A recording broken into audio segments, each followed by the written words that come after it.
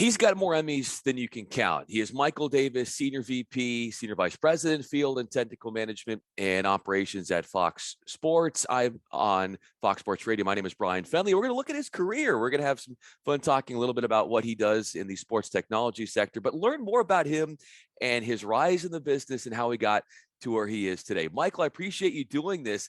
My first question for you is this. How much of your self-identity do you attach to your work in what you do? Now, that is an interesting question, and the first time that I've ever gotten a question like that. And I think it's great. I think that in TV especially, and I'll circle around to my bit, I think it's always a part of you, maybe more than if you were working in insurance or lawn care. Why? Because TV people like to talk about TV.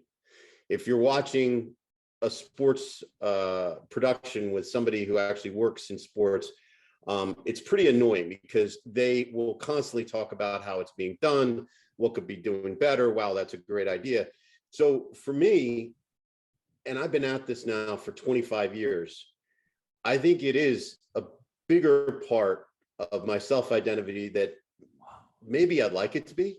And I think that the other reason is that just from a time perspective, our business is all consuming. Like, your nights, weekends, holidays, many times you're on the road with your TV family more than you see your regular family. So I think it's an outsized bit, Bryan, I do. How much in having someone like yourself who is talking about what you're doing 24/7, how much has your family, not your TV family, but your blood family, learned about the business in you just having casual conversations with them about what you do? Well, my wife, Danita, works in the business as well. In fact, I met her in the business in the parking lot of what was AT&T Stadium in San Francisco. She was a production manager that worked actually kind of for me at the time. And it was something where I was happy to be with somebody where we could talk about work and understand the following, that something can be really important to the other, something can be the first priority, but not now. And for somebody to understand that is extremely helpful. Now, it's got its other side too, for sure. Because if you work at the same company, and invariably, you talk about work quite a bit. But my wife understands it a great deal. My son, who's 13, and my other siblings, they may not understand it quite as much. They probably just think I just work too much. Where is the most random place, Michael, you've come up with a grand idea as far as innovation when it comes to sports broadcasting and technology? Random place. I mean, a conventional place actually is on the, I don't get a ton of cardio, but when I do the elliptical all the time. And for some reason, it's in that moment where a lot of random stuff kind of comes out, where, you actually are able to clear your mind and think about something while you're not really thinking about it. And I think getting into that headspace to kind of ponder things in a vacant mind, while hiking, while on the elliptical, while biking, I think that's kind of where some of these things come up with. And if it's not just like, a random eureka moment, it's sort of how to put different things in place. How can something be done that maybe fits in place better than what you're doing now? But yeah, always find a good mind's time then.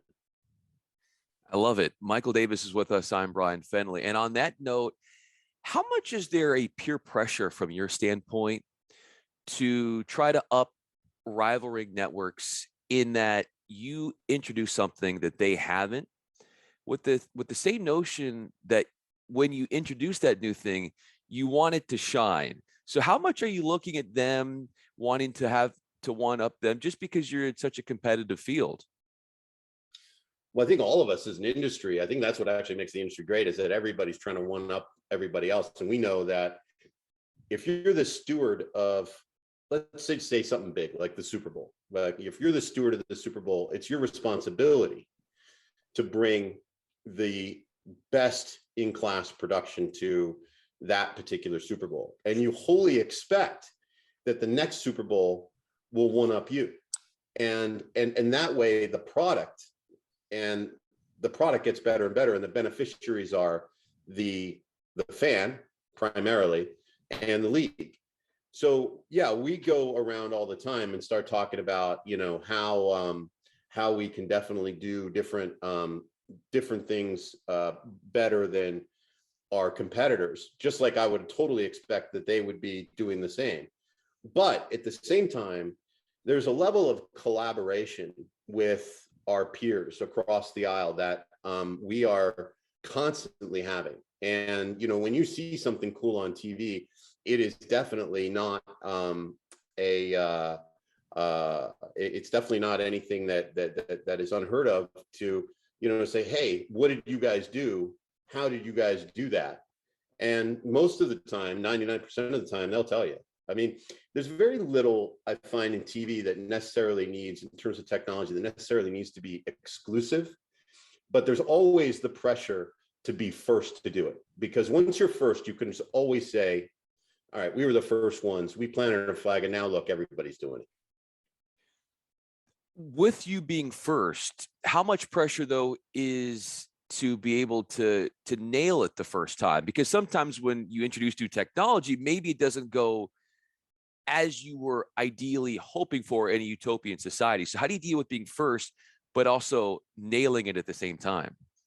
Well, I think part of the process of introducing a technology is to bring it out when potentially it is imperfect and you get some trial and error. Now, hopefully you don't want to do that on your biggest stage. You want to find some places to kind of real world test it. So we believe that the best technology can evolve, and that's part of the deal in terms of, just how good technology comes to bear. A good example is the shallow depth of field cameras that are out there now. We started with a Sony A7 Mark II that on a Ronin gimbal, and then other people came by and kind of improved on that idea. We improved upon it, and the whole industry, a year later now, or a year and 2 months later, is something that we've got a better product for it collectively. So you definitely you don't want to make it look bad or get in the way of the story. That's the big thing. But you want to give yourself some room to grow. So I don't know if there's a huge amount of pressure in getting it right. You just want to make sure it doesn't interfere with the story you're trying to tell. In helping you grow, there's a mantra that I know you abide by, and it goes, if you can dream it, you can do it. What were you like as a dreamer in college at Colorado? In Colorado is where I started to think about, getting into something creative that you could actually make your living by creating something and being passionate about it. And I didn't really know what that was at the time, but it was for us. It was more about traveling at the time and putting a pin on a map and trying to go somewhere and just prove that you could do it. I went up to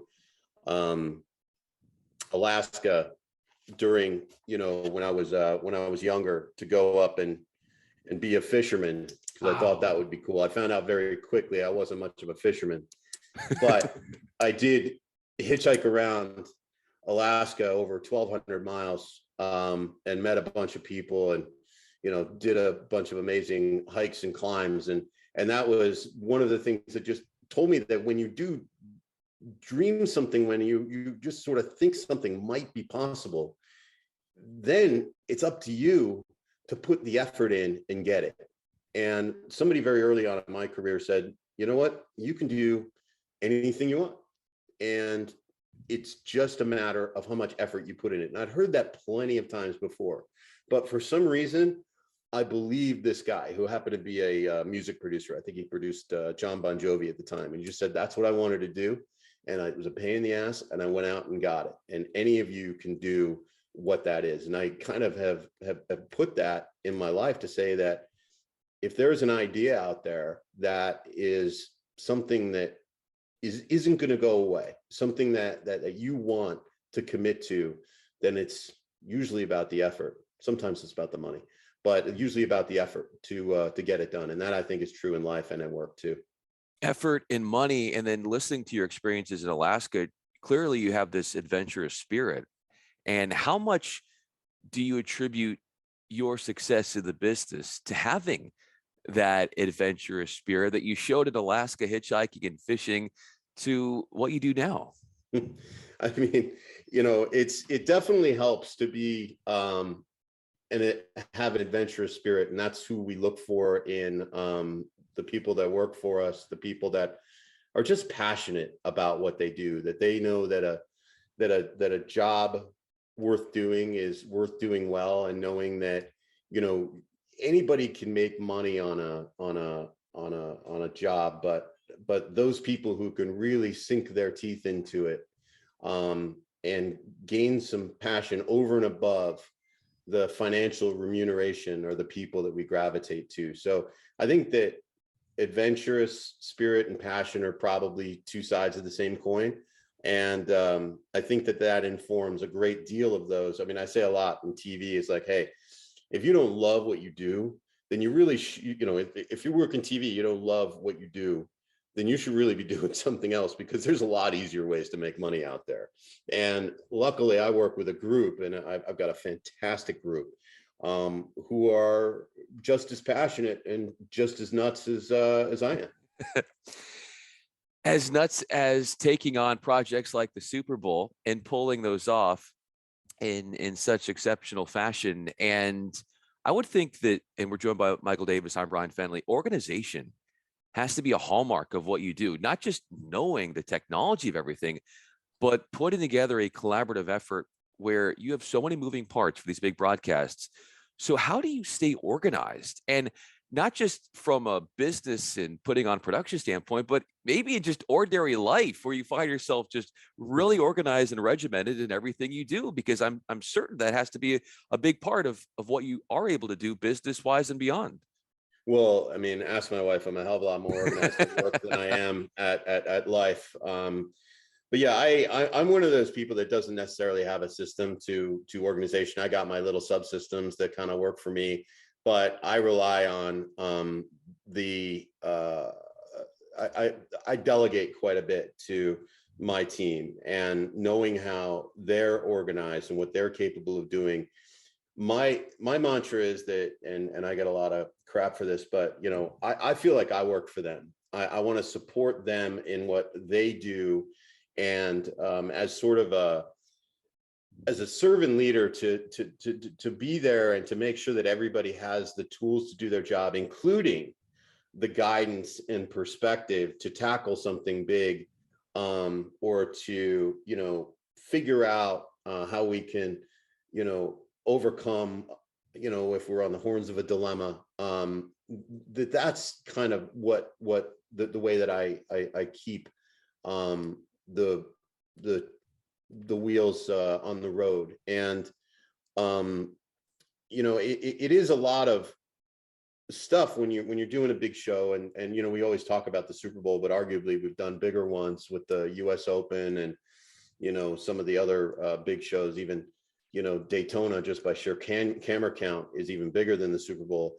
But you reach a point of operational nirvana where you've just absorbed all this stuff, all these details, and you're able to either answer a question or find somebody who knows the answer right away. And I think that when you get into that show day mode, not being out of the loop on anything is, I've just got a pretty good capacity to remember stuff, although the folks who work with me might disagree. But when you hit that operational nirvana feeling, it's like there's no problem that the world can present you that you don't have a solution for, maybe except for the lights going out, which actually did happen to me in Kansas City back in 2015. And when that happened, what was your first inclination on what to do? Well, first we all cleaned our pants out, right? And you know, there's nothing worse than you're sitting in the truck and you know that you've got an audience of, 12, 15 million people, and the lights just go off. And if you are in a production truck, it's just really dark, like, because there's nothing in there, there's no light. And at first you wonder, well, is this everywhere? Right? Is this everywhere? And it's almost like you hope that it is, because you hope it's not just one single failing and that, we're all in the same boat. In that case, it wasn't. And it was a generator failure feeding our truck. And it's just a quick thinking and getting with your team to think about how can we get this thing back on the air. In that particular case, we had MLB International that was there, who was able to sort of take the reins until we were able to get up and running. The truck was perfectly fine. The generator was down. But, those types of problems inform you into different life experience. Like, I'd never had that happen before. So now I have. So I hope that we'll be better off for it. And even when another network or another colleague has an issue like that, when they experience that type of misfortune, you are really happy that it didn't happen to you, but you would be absolutely irresponsible if you didn't pretend like it did. And protecting the show, the company's investment, making sure the fans get to see what they want to see is kind of our biggest responsibility. And one of my really smart guys, a guy named Kevin Callahan, always says there's only two things he fears that if they go out, you just can't do a show, and that's power and transmission. So those are the ones that we guard quite a bit and come up with the backups and the backups to backups. And the bigger the show is, the more contingency planning you have.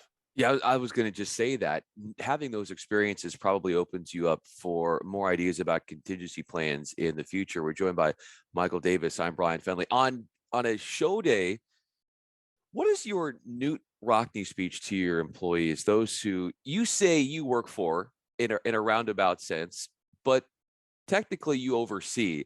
So what is it like when you talk to them going right into game prep and show prep and getting this broadcast up and running? Well, you probably find that, I like to talk to the crew. I like to, have that type of communication. I think it's important for them to understand that we're all part of one big team. My message usually is reminding people to be present in that moment. If you're doing like the Field of Dreams last year, is take a second to look around you and how cool is this? Like, we're in the middle of the corn, we're watching, the White Sox play the Yankees, we've got, we're in this dream location. So just remember that, if you do baseball for a living, and a lot of them do, that this could be one of the top 3 shows you ever do. So think about that as you're going through this. This isn't just a normal gig. And I'll try to think about it too, because it's important for us as well that this may never happen again. And, same things with Super Bowl, and saying that, if you've done, football games or an NFC championship, if you've done football games for 30 years, this is where you want to be. A lot of people watching this at home that wish they were where you are today. Let's make the most of it. And most of all, remember this moment for yourself, because nobody can take it away from you. Well said. And on the topic of Field of Dreams, where does that stand looking back at it in terms of the hierarchy for you in most prideful moments of your career and what you were able to pull off in that venue, in that setting? Well, there's a couple of folks that just were incredible. Tom Lynch and Brad Cheney, who went out there, and they probably have Iowa driver's licenses now. And we planned that. We planned that show twice. Because we were supposed to do it in 2020, that didn't happen. So we're 2021. So they were out there just watching the corn grow. But it's one of the top three. And, you should be able to, name off, your top, three shows of your career off the top of your head. And in my view, the first one will always be doing our NFL on Fox pregame show from Bagram, Afghanistan, back in I think it was 2008, 2009, I forget. But it was an amazing, one of a kind show. The second one was definitely Field of Dreams, and the third one I always keep open for the most recent Super Bowl. So those are sort of the three, and I've done tons of other great ones. But I just remember, when I think of a show, I don't think of like, what the score was. I mean, there's so many Super Bowls we've done that, you can't even remember who won, at least I don't. But I remember who I worked with, and I remember who got us through the challenges and how they felt. And I find that TV, unlike a lot of businesses, is a really social business where people come to rely on each other, and I rely on so many people. But I remember who helped us through, my first Super Bowl that I did in 2008 was Super Bowl 42. And, I remember, the people who helped us out there, and the problems that we had. And, I remember the guy who was talking about 2015 World Series. I remember the person that came up with the idea of, hey, let's just plug into MLBI and get that done. I mean, these are all the things that I remember. And, for that reason, those people will always be kind of famous in my mind. And luckily I still work with most of them. It's certainly a relationships business, and you are, as a leader, very empowering, clearly, in what you do and the people in which you oversee. And no wonder you've had the success that you've had, and will continue to have it. I am a big fan of yours and look forward to seeing all the cool things you do in the future. Michael Davies with Fox Sports. I'm Bryan Fenley with Fox Sports Radio. Michael, thanks for doing this. I really appreciated your time. I really appreciated the questions. You've actually made me maybe ponder a lot, maybe rethink some things. You're my you'll be my career whisperer from now on. I appreciate it, Bryan. I look forward to it. Yes.